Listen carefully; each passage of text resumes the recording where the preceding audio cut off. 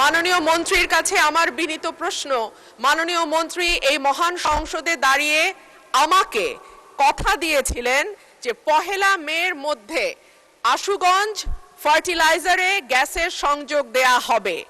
এরপরে আরো 1 মাস 3-4 দিন পার হয়ে গেছে মাননীয় স্পিকার, এখনো আশুগঞ্জ ফার্টিলাইজারে গ্যাসের সংযোগ আমরা পাইনি। গ্যাসের সংযোগ আছে, সরি, গ্যাসের সাপ্লাই আমরা পাইনি। মাননীয় মন্ত্রী কি দয়া করে বলবেন যে আশুগঞ্জে আমরা কবে গ্যাসটি পাবো? উনি বিদ্যুৎ ছাড়ছেন, আবার ওনার ফার্টিলাইজার ফ্যাক্টরি তো চালাতে বলছেন।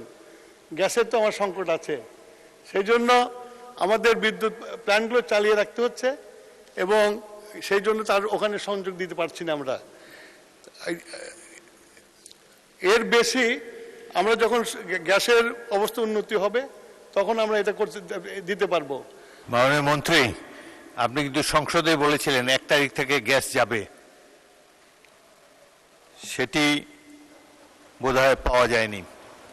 তো সংসদে যে প্রতিশ্রুতি দেবেন সেটা ড্রিলিং বা অন্যান্য যাবতীয় আনুষঙ্গিক বিষয় স্টাডি করে তারপরে সংসদে প্রতিশ্রুতি দেবেন।